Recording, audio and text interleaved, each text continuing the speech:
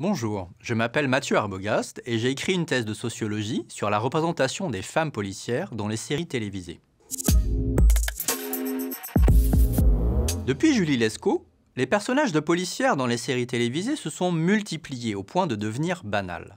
Vous en connaissez certainement plus d'une. Pourtant, à bien des égards, ce n'est pas si banal de voir des policières en grand nombre. D'abord parce que la police reste encore très masculine, en France comme dans les autres pays occidentaux. Et puis la police, c'est aussi le droit d'utiliser la force et d'utiliser une arme à feu. Les policières remettent en cause l'image d'une police essentiellement masculine. Et elles tranchent aussi avec l'image traditionnelle de la féminité.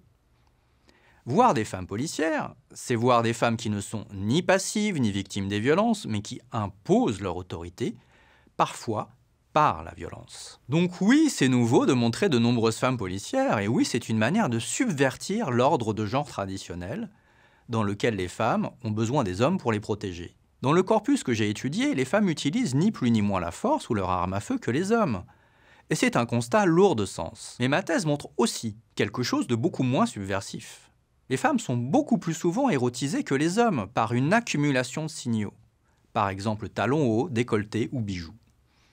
D'ailleurs, la plupart des femmes sont minces, alors que les hommes ont un peu toutes les silhouettes. L'intérêt de mon corpus, c'est sa taille. 36 séries grand public, françaises et américaines, de Magellan à Profilage, en passant par Castle ou Esprit criminel, toutes diffusées en début de soirée en 2010 sur TF1, France 2, France 3, M6.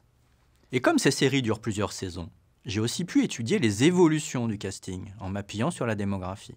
Les actrices sont en moyenne nettement plus jeunes que les acteurs lorsqu'elles entrent dans le casting. Or, au casting, elles y restent moins longtemps qu'eux. Par conséquent, les écarts d'âge ont tendance à se creuser au fil des saisons. Et alors que beaucoup d'acteurs ont 50 ans ou atteignent cet âge en cours de route, peu d'actrices ont ou franchissent cet âge symbolique. Pour le dire en termes sociologiques, les séries policières montrent tout de même des rapports de genre inégalitaires. L'emprise du genre ne se dément pas. C'est tout le paradoxe de ces programmes. Innovants, voire féministes par certains aspects, ils restent foncièrement traditionnels et sexistes par ailleurs, au détriment de la carrière des actrices.